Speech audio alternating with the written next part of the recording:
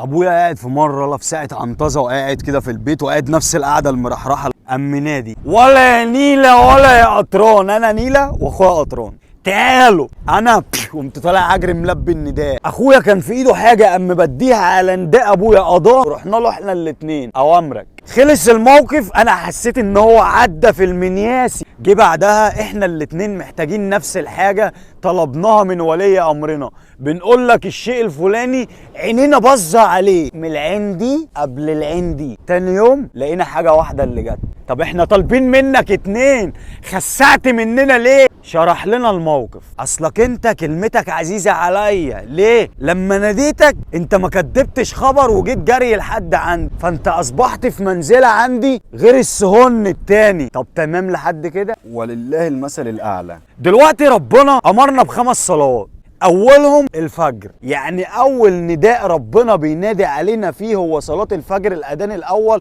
الله اكبر. في جوايا منبه غير المنبه اللي مصنوع من بشر. طالما انا حطيت اول نداء ربنا بينادي عليا فيه في اولوياتي، فانا اصبحت ان انا اول ما اسمع اول نداء في اليوم بطلع اجري واولع الاسفلت واجري على الجامع، وما بديتش اي حاجه على النداء ده ورحت قضيت فرضي ورجعت. اصبحت انا دلوقتي في منزله عند ربنا غير اللي جه قبل الفجر وافتكر ان هو وراه مشوار الصبح وقام شادد على نفسه اللحاف، غير اللي بينام من بدري قوي قوي قوي. والله قلقت على ساعه الفجر، قلقت ما قلقتش، فانا ورايا شغل الصبح. ده بقى اللي اول ما هيرن المنبه شغلي الساعة 7 أنا عامل منبه 6:30، 6:35، 6:40، 6:45، 6:55. في ال5 دقايق دول أنا هبقى بفطر، بشطف، بغير، بشيل قماصي، بغسل سناني، بسرح شعري، بلبس جزمتي، مولع أسفلت، راكب الميكروباص. عملت كل ده في الوقت ده إزاي؟ ما تعلمش،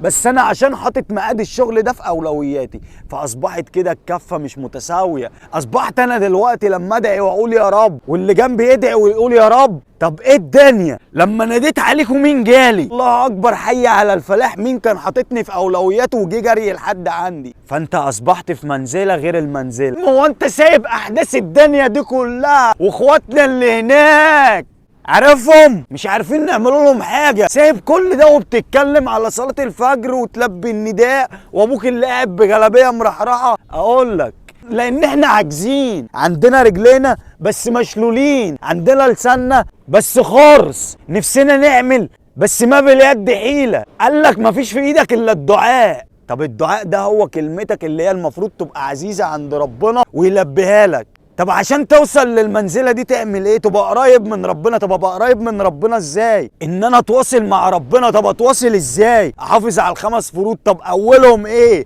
اولهم الفجر، ما ابتديش من الظهر. فانا لما اصبحت دلوقتي محافظ على اللي ربنا امرني بيه، اصبحت كلمتي عزيزه على ربنا. اصبحت انا دلوقتي يا رب انصر اخواتنا هناك، يا رب اقل عيل فينا نفسه ياخد شنطته على كتافه ويعبر الحدود ويعدي بعباره والعباره مشي وياخد لقمته وشويه ميته ويروح هناك يقف كتف في كتف. امنيه حياته ان هو يعمل كده بس ما باليد حيله. فاحنا قاعدين متكتفين الايدي، كل واحد حاطط ايده على خده. رجعت ايام زمان النشره الاخباريه، حاططها قدامك ليه؟ لان دول لحمك، دول اخواتك، ارضهم ارضك، عرضهم عرضك، حياتهم اللي هم عايشينها اللي احنا هنا مسافه ما بنتحط في ابتلاء بنتبطر وبنقول ده احنا فينا واحنا علينا. طب تبص عليهم ابسط حقوقهم اللقمه مش موجوده. اخواتنا اللي وعزه وجلاله الله لو تخيرونا هنلم بعضينا وهنروح لهم. حتى تعبيرنا عن راينا عاملين لنا طمس لوحات.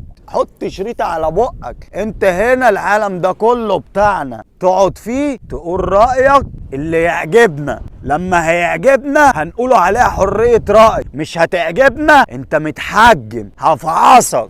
وانت عارف هنا انا قصدي على مين؟ الولد اللي هو بيلعب في البرازيل، عارفه؟ المدافع ماركينيوس، عارفه؟ فاني من قلب مكاني هذا وبلسان كل شاب اسكندراني جدع وبلسان كل شاب مصري جدع بنقول لاخواتنا ربنا يقويكم، والحق مصيره هيرجع لاصحابه، والارض باذن الله هترجع لاصحابها. ربنا يصبركم يا رب وينصركم على مين يعاديكم. واعرفوا ان الشعب المصري كله غصب عنه امنيه حياتنا اماراتي، مغربي، جزائري، مصري، تونسي، كل ده لو تلم ايد واحده وعزه وجلاله الله لا احنا اللي نحكم العالم، بس ادي الله وادي حكمته.